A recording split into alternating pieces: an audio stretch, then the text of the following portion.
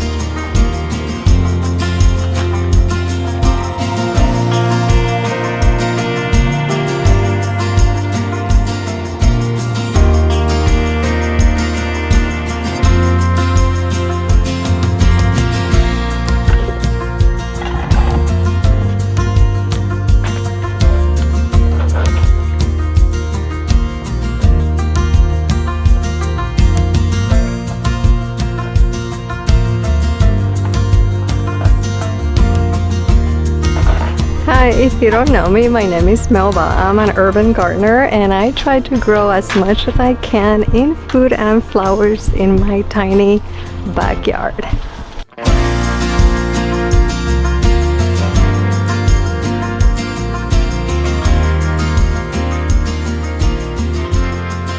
Some of the things that I do right now is try to work with the weather, and I do start some salad greens like lettuces, and we did plant a lot of salad greens. My nephew helped me out. They were visiting and it was so nice. We dug out everything that we had that had bolted and went ahead and started all of the lettuce. But once I do that, then I start cleaning because my number one battle is powdery mildew, and that is with everything. Even kale gets it, believe it or not. It is just too wet here. We had a whole week of rains. All I do is start removing leaves, and I'll show you how I remove them from almost all my plants so that I get an extended life. So it's summer. Everybody's ending summer, but like I said, we're just starting to harvest. Our fruit is starting to turn, to get ready and ripen, and I want to try to preserve as much as I can and buy as much time as I can. Right now we have 10 days of sun, but I don't know after that what's gonna happen. So let me show you some of the things that I do to try to extend my summer.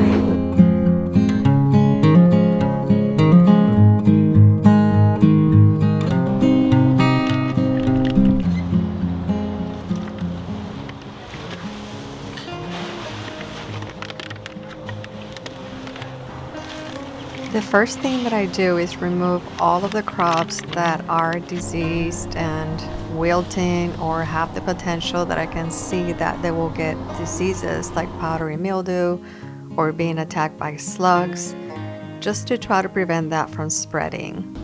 And go ahead and in fall, I plant brand new salad greens throughout my garden. I just take my time and try to find a time of the day or a day that's going to be the coolest and plant them early in the morning.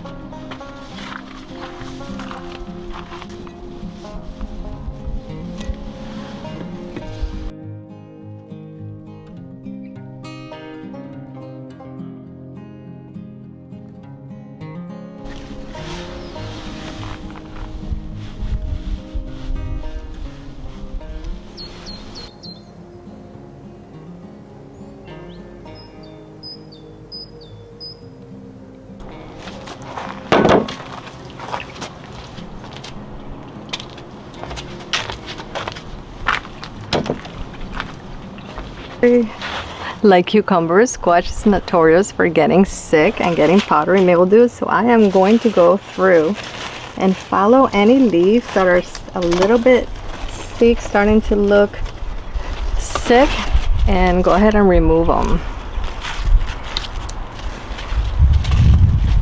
Even these dry ones, you know, that just brings disease, so I'm gonna go ahead and get rid of those. And I'm going to harvest because I have so much in here. There is a huge one right here. Look at that.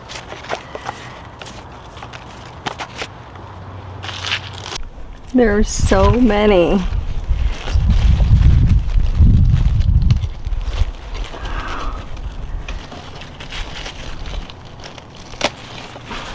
Look at that. These are beautiful. I think I'm gonna get even the small ones. That's usually the size that you really should be harvesting, but I tend to wait until they get pretty big. And then I have some that are not pollinated.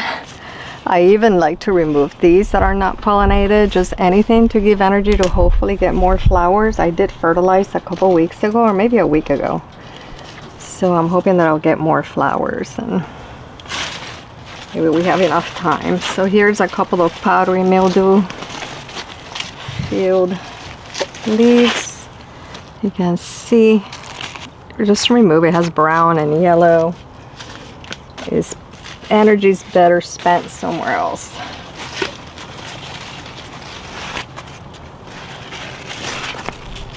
That's another one that's just all yellow. So now it's looking pretty good. I'm hoping that'll give a few more flowers. We'll see, because I see some. Let me show you coming out. Now maybe the energy will go to giving flowers, and I can see a few coming out. So I think this one is looking pretty good. Let's go harvest. Oh, look over there. Look how many. There's so many in here. That one, that little one. And there's new ones coming out right there, so.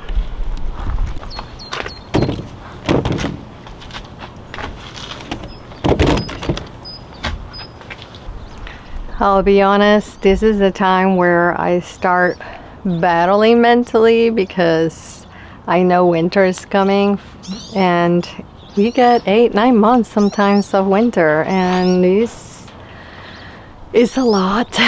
So I'm mentally not ready for it, but I get myself busy in the garden and try to not concentrate on that, and instead just try to concentrate on the beautiful bounty that I'm getting from it and how lucky I am to be able to do this. So trying to stay positive. I don't know what you do, where you're at, whether your summers are short because they're too hot, or it gets frustrating, whether it's hot, rainy, cold. The weather has just been a real battle, but it's a challenge, and I am going to try to see it as a learning experience, and now I have some plans on what I can change to maybe try to buy more time in the garden and just take the garden as whatever it wants to give me. Because if I get into my head about what am I producing or not producing, it becomes really sad. For me, it becomes sad because I want so much out of it because I have a small space. So I'm gonna enjoy every single minute.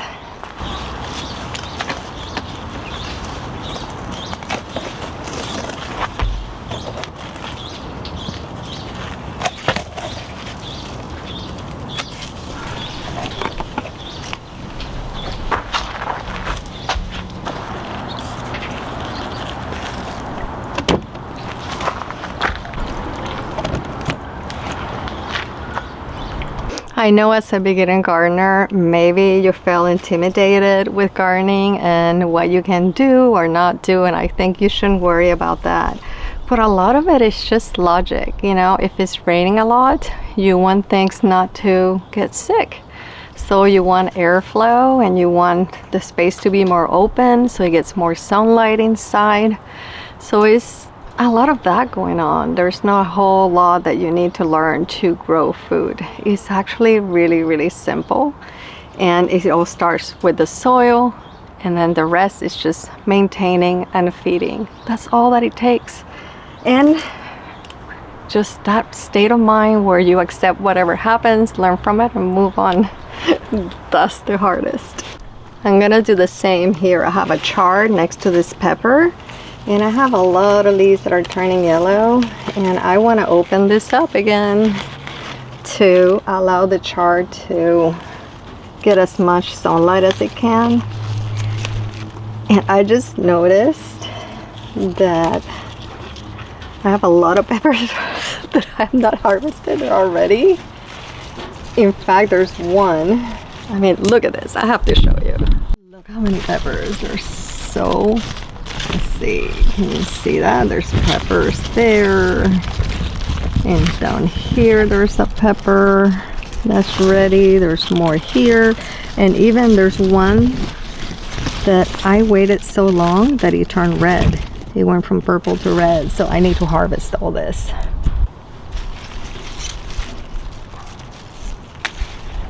This is the purple violet sparkle. This one wasn't ready, but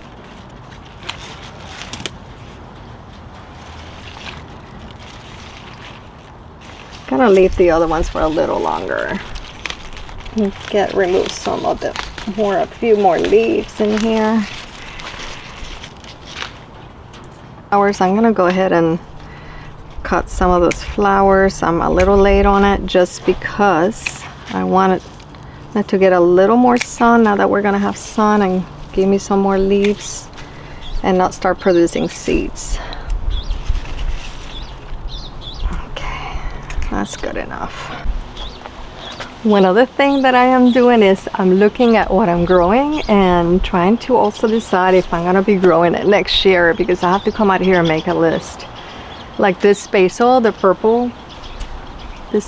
purple basil is beautiful, it's delicious, but it doesn't give me as many leaves. It goes into flower very quickly. I found a box, I think it's called box purple basil, and it's tiny, has tiny leaves, it's delicious, and it doesn't bolt very easily. So those are things that you can look at and determine what you want to grow next year.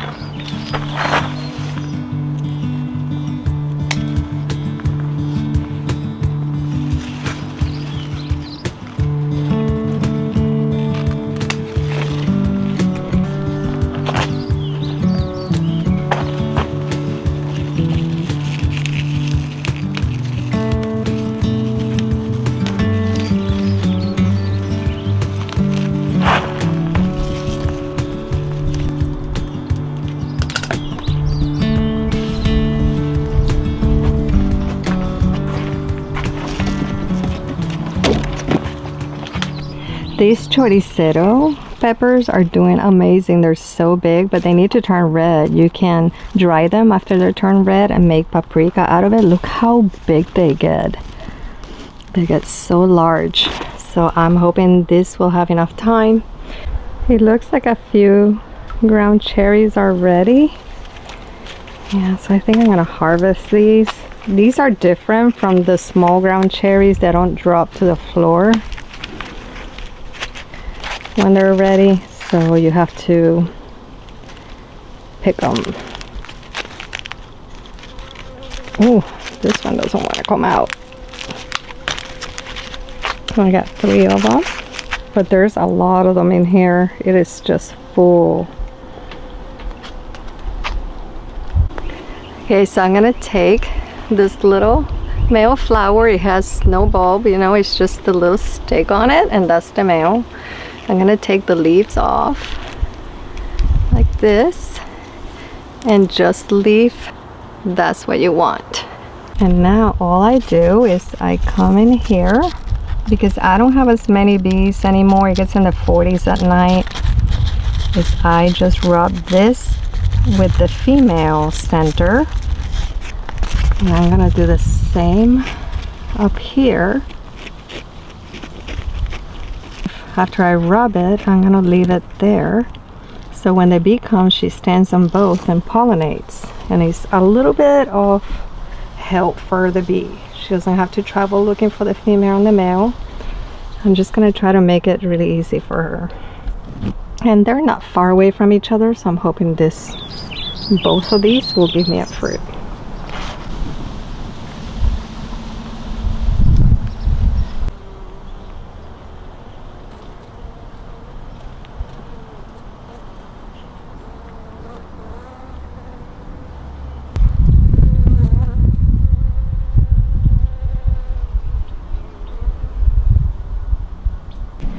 So she's working on that one, or he.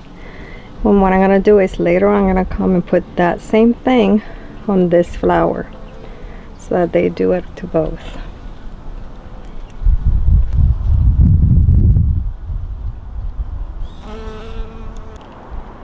These are my peppers and they're doing really good. I do have some that are again getting eaten by bugs. So it's not perfect. This is actually probably from all the rain, not bugs. So I am going to remove the bottom leaves. So let me show you how I do that on my pepper. So some of the fruit, I'm gonna remove this Buddha. Some of the fruit is on the top portion. So I go below, and if a branch in here doesn't have any fruit, I go ahead and remove those. You can see like some of the branches are on the bottom and I don't see any fruit in there, so I go ahead and start cutting those away. I want the plant to not have to work too much to go ahead and ripen the fruit that it already has, and then I take all the little leaves that are on the bottom. I just, any little energy that I can muster for her to ripen the fruit that I have already almost ready, that's what I want. But I also, what is great about this is that it prevents powdery mildew, because it is going to have some more airflow. It allows light to get in there, air, and then it won't get powdery mildew. And I do probably 6 inches or so that I want to clear. It will also help whatever is behind, like that cucumber there.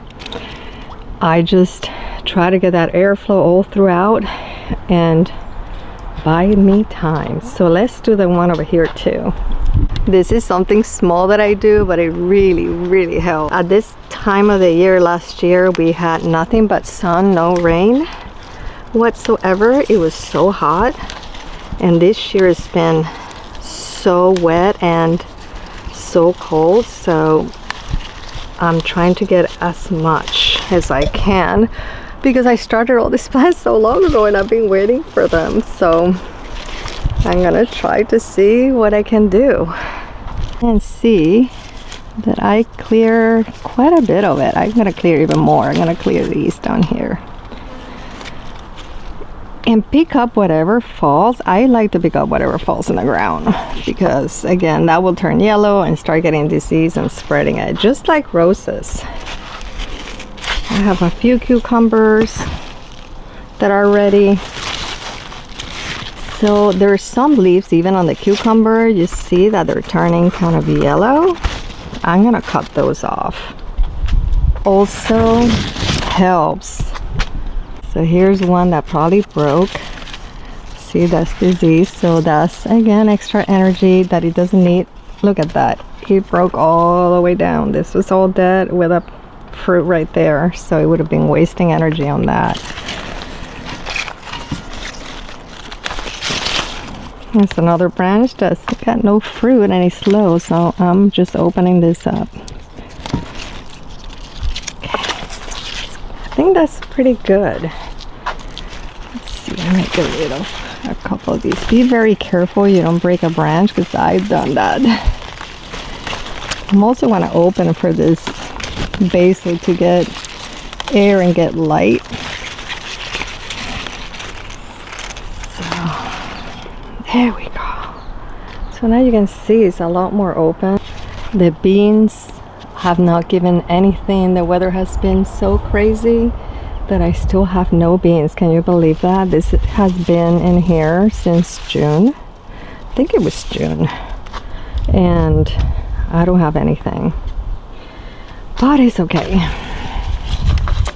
We do what we can, and if it doesn't work, we have to look at what we do the next year, and that's part of what I'm gonna be working on. Is I'm gonna change a few of the methods of how I grow from seed to try to buy extra time in case I need it. Like this year, definitely needed some extra time for things to grow and mature. Another thing that I've been doing is taking all the lettuce that have been bolting. I was leaving them for leaves, but I'm gonna go ahead and plant some new lettuce in here. When I removed that arugula, look how many eggplants are in here. And this is the string. Look at this. There's so many. So I'm gonna harvest these, and I'm gonna also remove some of the leaves that are on the bottom. Now I don't remove the leaves if they have something else coming in the node right there. I leave those, but I really wanna get this to have really good airflow because I don't want any disease to start in here. And I can see that the leaves in here are a little sort of yellow with spots. So I want to try to help this as much as possible, but I also have a chard in the back that needs sunlight and airflow. So this will help. So let me go get my pruners and prune those eggplants. Wow, so many. Let's get this one, and let's get this one also. So I have 3 here.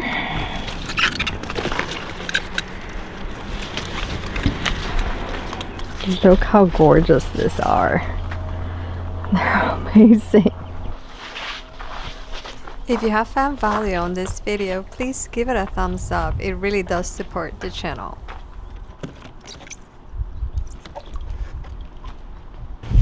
I remove all the leaves that I come the next morning and find that are not doing well, that are yellowish. And then I go, and if any flowers, these are the super petunias, the really large one, any flowers are not doing well, I'm gonna take them off. They're dying off. Because again, I don't want the energy to go to trying to keep those. I want them to keep producing. Whatever I can do to help nature, I'm gonna do that. This is the other paw. You see how it's turning brown? I'm gonna go ahead, and these, I don't need to trim them back, I just pull them. And they come right out. If leaves are on the floor or branches, I pick them up. I try to have nothing, so this makes a really big difference in things lasting a little bit longer.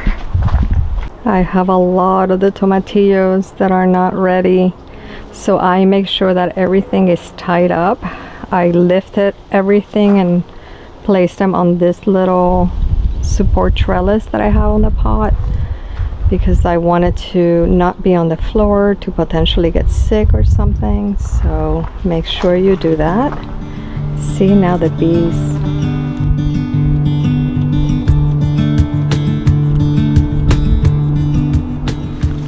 If I see that a flower or something fell on a leaf, this is for any plant. So you know, it starts getting brown on top because the petals started sort of rotting on top. I take that out also.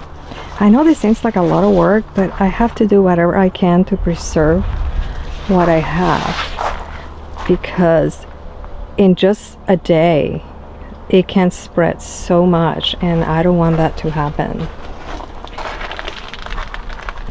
See, the bees are starting to come. They love these flowers, which is great.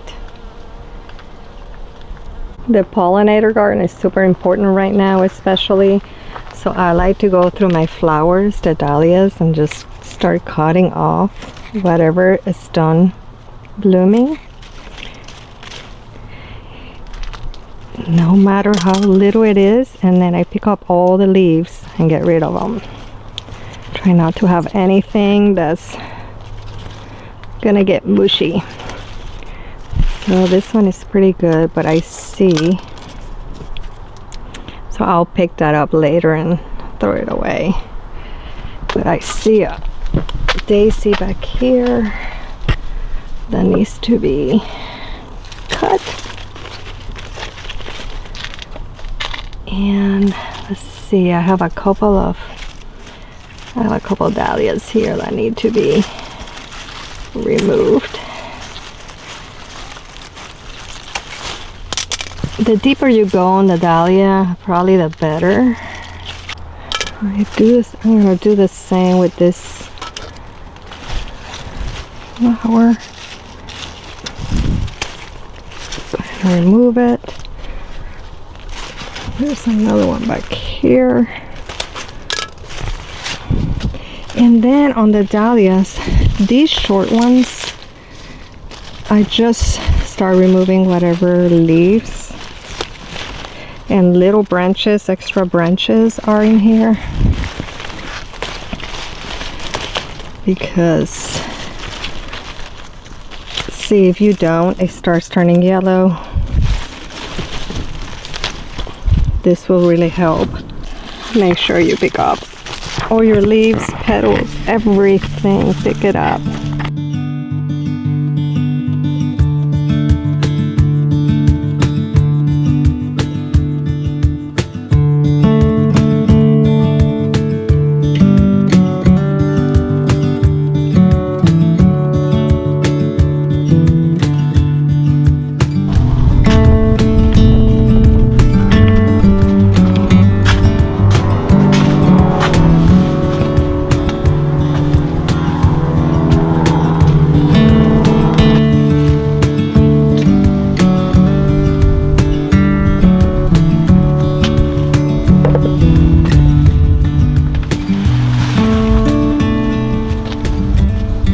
Are great also, the green stock, because you can rotate and really get to see what is ready or not. Like I can't see behind, so I can move it. They're just great.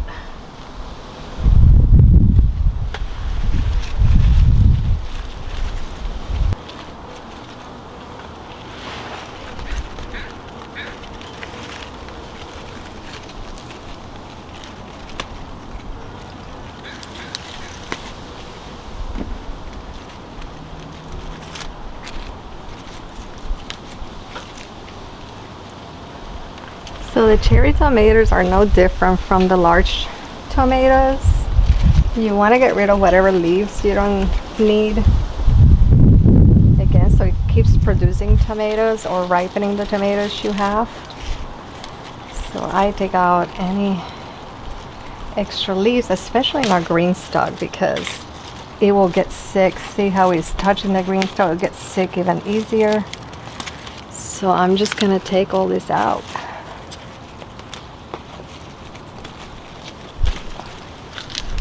So not only prevents disease, but then the energy goes into, it has a lot of tomatoes I still have to ripen, so I want the energy to go to that. I don't leave a lot of leaves on any of my tomatoes, even the full-size tomatoes. Look how many tomatoes on this one plant. Wow. And these are so large. These are great.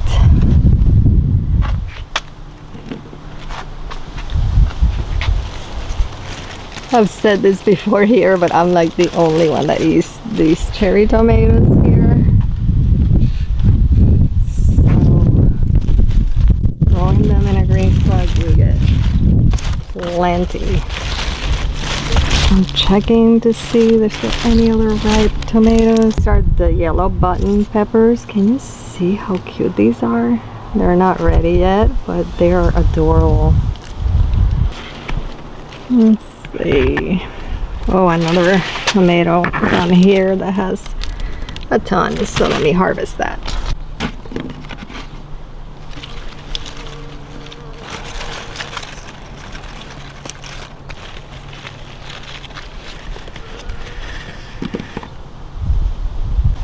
I just cannot believe how many peppers are on this plant. And these, look how large. These are lemon peppers, and they're starting to turn the yellow color. You can see here, but look how big these are. And these are mini plants. For a green stalk, they're perfect.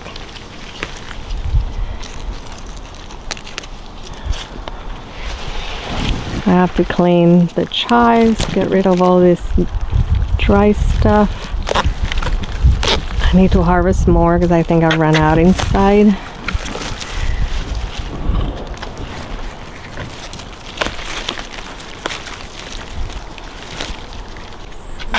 Oh, there's so many. I'm telling you, have a green stalk. You can't. I don't have. Not every hole has a tomato plant, and look how much I get. And there's so many more coming. So you can grow in a balcony. You can grow on a small yard. Let's see. I think that's it. Oh my God! Look, these are so pretty. I just love them. There's so many. These little yellow buttons are a little bigger over here. I can't wait. I'm gonna remove all these yellow leaves.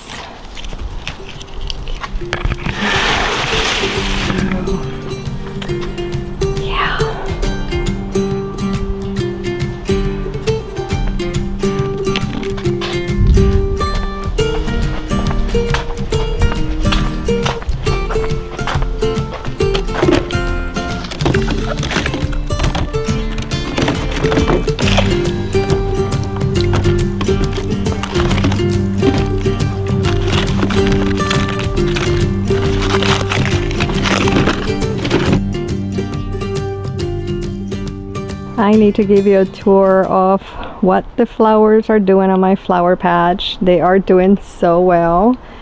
Very happy with them. And I have some amazing flowers that are coming. So I will do that on my next video so you can see them. But I treated this exactly the same way. I cleaned all the bottoms of the dahlias, cut away any flowers that were dead and any leaves that fell on the floor, or any flower petals that fell on leaves, on top of leaves. So take the same principles and do it to your flowers too.